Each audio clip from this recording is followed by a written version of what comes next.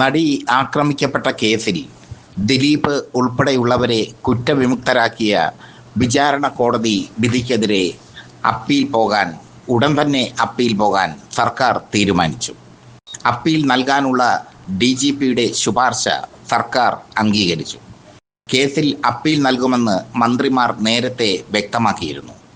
1 മുതൽ 6 വരെ പ്രതികൾക്ക് 20 വർഷം കഠിന തടവാണ് വിചാരണ കോടതി വിധിച്ചത്. എന്നാൽ കേസിലെ ഗൂഢാലോചന തെളിയിക്കുന്നതിൽ പ്രോസിക്യൂഷൻ പരാജയപ്പെട്ടതായി കോടതി പറഞ്ഞിരുന്നു. കേസിൽ 8ാം പ്രതിയാണ് നിലവിൽ ദിലീപ്. 8ാം പ്രതിയായ ദിലീപിനെ കുറ്റവിമുക്തനാക്കിയത് വലിയ ചർച്ചകൾക്ക് വഴിവെച്ചു. അതിജീവിത മുഖ്യമന്ത്രിയെ കാണുകയും മുഖ്യമന്ത്രിക്ക് മുമ്പിൽ പൊട്ടിക്കരയുകയും ചെയ്തതായി റിപ്പോർട്ട് ഉണ്ടായിരുന്നു. മുഖ്യമന്ത്രി അതിജീവിതയെ ആശ്വസിപ്പിക്കുകയും അതിജീവിതയ്ക്ക് സർക്കാരിൻ്റെ എല്ലാ പിന്തുണയും വാഗ്ദാനം ചെയ്യുകയും ചെയ്തു. പറഞ്ഞ വാക്കിൽ നിന്ന് മുഖ്യമന്ത്രി മാറില്ല എന്ന് സർക്കാർ ഉടൻ തന്നെ അപ്പീൽ നൽകാൻ തീരുമാനിച്ചതിലൂടെ വ്യക്തമാകുന്നു. പ്രമുഖ സുപ്രീം കോടതി അഭിഭാഷകൻ അതിജീവിതയ്ക്ക് വേണ്ടി ഹൈക്കോടതിയിൽ ഹാജരാകും. ഇതോടെ കേസിൻ്റെ നാൾവഴികൾ ഇനിയും തുടരുമെന്ന് വ്യക്തമായി. ദിലീപ് ഇനിയും കോടതി കയറി ഇറങ്ങും. ദിലീപിനെ കുറ്റവിമുക്തനാക്കിയ സംഭവം കേരള സമൂഹത്തിൽ ഒരുപാട് ചർച്ച ചെയ്യപ്പെട്ടു. പ്രോസിക്യൂഷൻ ഗൂഢാലോചന തെളിയിക്കുന്നതിൽ പരാജയപ്പെട്ടു എന്നാണ് വിചാരണ കോടതി വിലയിരുത്തിയത്. ഗൂഢാലോചന തെളിയിക്കാനുള്ള തെളിവുകളൊക്കെ പോലീസ് പ്രോസിക്യൂഷന് കൈമാറിയിരുന്നു.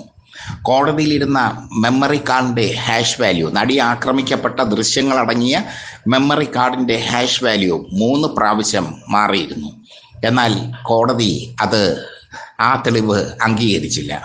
മാത്രമല്ല, ദിലീപിൻ്റെ ആദ്യ ഭാര്യ മഞ്ജു വാര്യരായിരുന്നു പ്രധാന സാക്ഷി. ആക്രമിക്കപ്പെട്ട നടിയോട് ദിലീപിന് പകയുണ്ടായിരുന്നുവെന്ന് കോടതിയിൽ മഞ്ജു വാര്യർ പറഞ്ഞു. ദിലീപും കാവ്യയും തമ്മിലുള്ള ബന്ധം തന്നെ അറിയിച്ചത് ആക്രമിക്കപ്പെട്ട നടിയാണെന്ന് ദിലീപ് ധരിച്ചിരുന്നു. ഇതാണ് പകയുണ്ടാകാനുള്ള കാരണം. ഇത് മഞ്ജു വാര്യർ പറഞ്ഞെങ്കിലും അത് ഗൂഢാലോചന തെളിയിക്കുന്നതിന് പര്യാപ്തമായ മൊഴിയല്ലെന്ന് വിചാരണ കോടതി കണ്ടെത്തി. മാത്രമല്ല, ഈ കേസിൽ 20ഓളം സാക്ഷികൾ കൂറുമാറിയതും പോലീസിനെ വട്ടം ചുറ്റിച്ചു. പ്രശസ്ത നടനായ സിദ്ദീഖ്, നടിയായ ബിന്ദു പണിക്കർ, ഭാമ എന്നിവർ ഈ കേസിൽ കൂറുമാറിയവരെ മാപ്പുസാക്ഷികളാക്കുന്നതിൽ പോലീസ് പരാജയപ്പെടുകയും ചെയ്തു.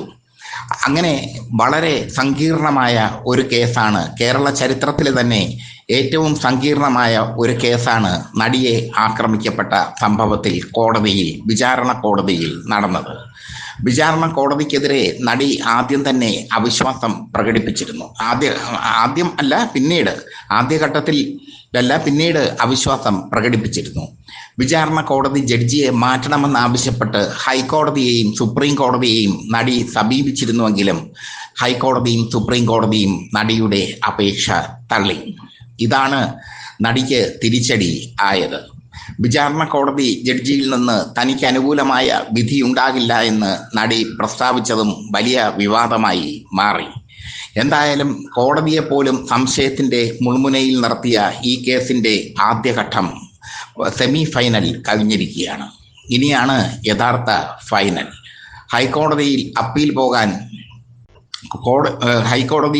പോകാൻ സർക്കാർ തീരുമാനിച്ചതോടെ കേസ് ഇനിയും തുടരും എന്നുള്ളത് വ്യക്തം. മാത്രമല്ല, ഈ കേസിൽ അതിവേഗ അപ്പീലുമായി സർക്കാർ പോകുമെന്ന് ആദ്യം റിപ്പോർട്ട് ചെയ്തത് പൊളിറ്റിക്സ് കേരളയാണ്. ഞങ്ങൾ റിപ്പോർട്ട് ചെയ്തത് കിറുകൃത്യമാണെന്ന് ഇപ്പോൾ തെളിഞ്ഞു. അതിവേഗ അപ്പീലുമായാണ് സർക്കാർ കോടതിയെ സമീപിച്ചിരിക്കുന്നത്. അതിവേഗ അപ്പീൽ എന്ന് തന്നെ പറയാം. ക്രിസ്മസ് കഴിഞ്ഞാലുടൻ തന്നെ സർക്കാർ അപ്പീൽ നീക്കം നടത്തും. സുപ്രീം കോടതിയിലെ പ്രശസ്ത അഭിഭാഷകൻ തന്നെ നടിക്ക് വേണ്ടി വാദിക്കാൻ എത്തും. എന്തായാലും നടിയെ ചേർത്ത് പിടിക്കുന്ന സമീപനമാണ് സർക്കാർ സ്വീകരിച്ചിരിക്കുന്നത്. ഈ കേസിൽ വീണ്ടും വിവാദങ്ങൾ ഉണ്ടാവുകയാണ്. ഈ കേസിലെ 2ാം പ്രതി മാർട്ടിൻ്റെ വീഡിയോ വലിയ വിവാദമായി മാറിയിരിക്കുകയാണ്. ഈ വീഡിയോ ഒരു സൈബർ കൊട്ടേഷനാണെന്ന് അന്വേഷണ സംഘം തിരിച്ചറിഞ്ഞു. ഈ വീഡിയോ ഷെയർ ചെയ്യുന്നവർക്ക് കൃത്യമായി ഏതോ കേന്ദ്രങ്ങൾ പണം നൽകി എന്നാണ് അന്വേഷണ സംഘം കണ്ടെത്തിയിരിക്കുന്നത്.